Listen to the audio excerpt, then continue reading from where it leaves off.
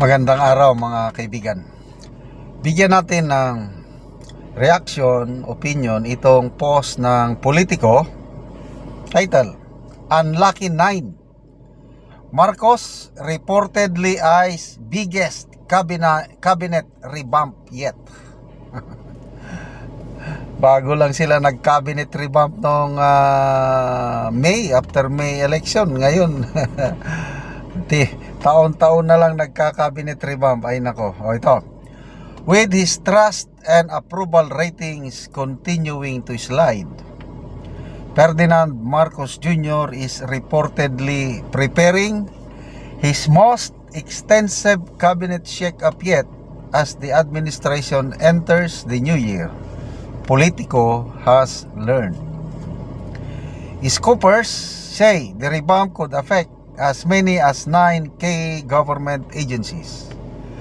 A move seen inside Malacanang as a high-stakes reset meant to arrest the administration's growing confidence crisis. Among the department reportedly under review are 1. Health, 2. Education, Foreign Affairs, Tourism, Transportation, and Information and Communications Technology, along with Department of Economy, Planning and Development o yung DepDev, dating NEDA, the Department of Public Works and Highways, and Bureau of Customs. So, isa-isa natin. Health. Ito daw ang pinaka matindi. Treading on thin ice. Kasi ang dami ng reklamo sa DOH. Sinampahan na rin sa ombudsman kasong graft itong DOH Secretary Herbosa. So most likely baka it's time to go na itong health. Education, bakit education? I don't know, isa si Secretary Angara yung nasangkot sa budget insertion sa DPWH. Baka sa mga senador nung 19th Congress, siya yung pinakamalaking insertion eh. Baka ito ang dahilan. Ano ko lang yan opinion ko lang. Foreign Affairs. Ano bang mga kapalpakan sa Foreign Affairs? Hindi ko masyadong namomonitor ang Foreign Affairs. Tourism ito, klarong-klaro. Bagsak yung economic yung tourism target for 2025. Instead of 8.4 million foreign tourist arrivals ang target, 5.6 million lang, short ng 33%. Grabe ang batikos ng taong bayan sa Tourism Secretary kasi sa kanilang promotional videos o mga materials, instead na yung mga magagandang lugar ng Pilipinas ang i-highlight, hindi. Si Secretary Frasco naman, ang mukha lang niya nakalagay doon. Anong kinalaman ng mukha ng Secretary of Tourism sa pag-promote sa ating bansa? Di ba yung mga tourist spot ang i-promote mo?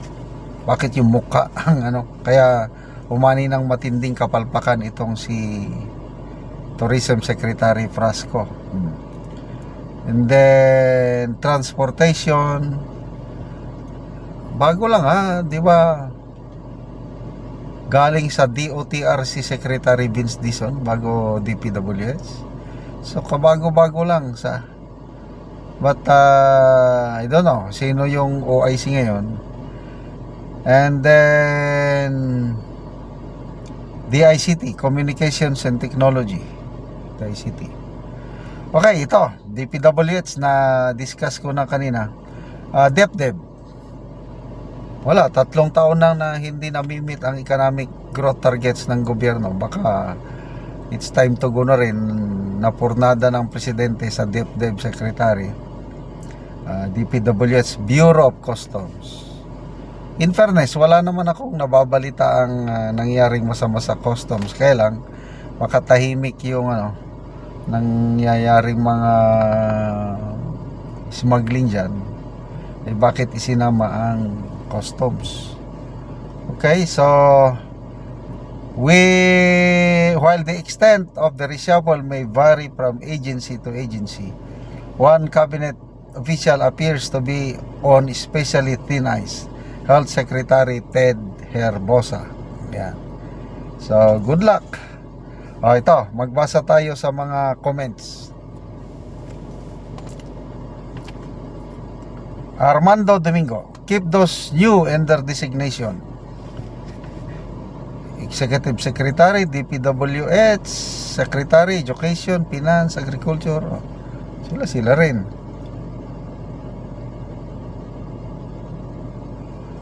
Jonathan Basok, baka si Junior talaga may problema. Monthly kasi yung revamps. Ito na ang presidente na may maraming revamps. Lalo na dyan sa PCO. Hindi ako nagkakamali, pang-anim na PCO secretary na ito. Basta Mayo, matatandaan ko pa, just after the pagka talo nila sa May 12 election, nag-revamp kagad pinasubmit lahat, courtesy resignation, lahat. Kala ko totohanan na, yun pala optics, pampapogi lang, dahil isa lang talaga ang tinanggal, hindi nila kaya si Solicitor General Medardo Guevara, kaya pinalitan. Bakit kailangan mo pang magtawag ng mass resignation? Yun lang balang DepDep yung Solgin ang gusto nilang tanggalin. Of course, pangalawa yung DNR na kamag-anak ng First Lady, yung DNR Secretary noon. So, kaya pinalitan. So good luck na lang sa mga cabinet secretaries na matatamaan sa revamp. Arboladora Arthur, revamp or reshuffle pa more?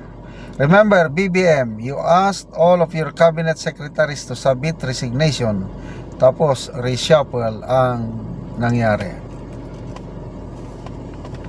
So magtiis na lang po tayo ng another 3 years. Sige lang, revamp lang kayo ng revamp. Wala na kaming asahan kahit sinong ilagay nyo dyan. Salamat mga kaibigan sa inyong pagsubaybay sa ating channel.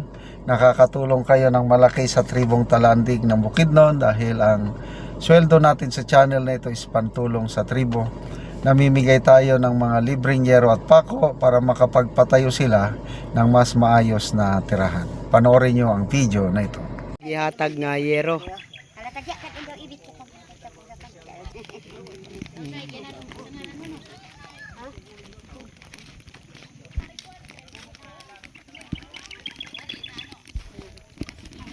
Mauna gid ni ang balay sa natagaan na mo gero. Mauna na gid ni ang itsura sa ilang balay sa gawas nga bahin. O karon ate mo sulod ko si mong balay. O mauna gid ni ang itsura nga tunnel bag lang ang ilang atop. Mga buslot o mga ang ilang yero, mga dako na gid kay og buslot.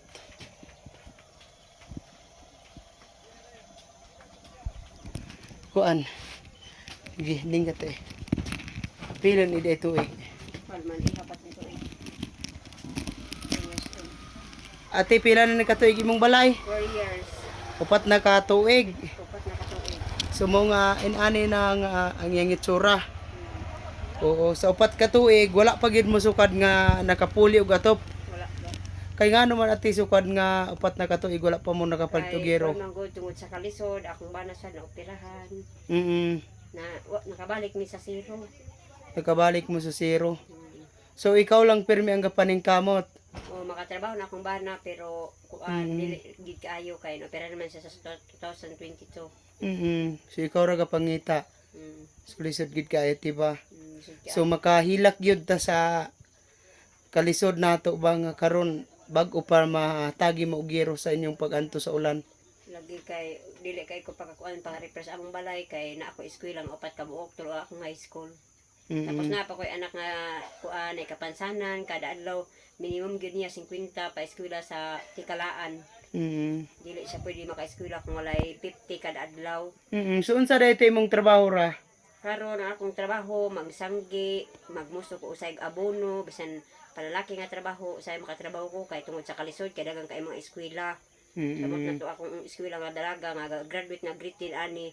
Sugod hadto 18 years old na si aning May 2026 na.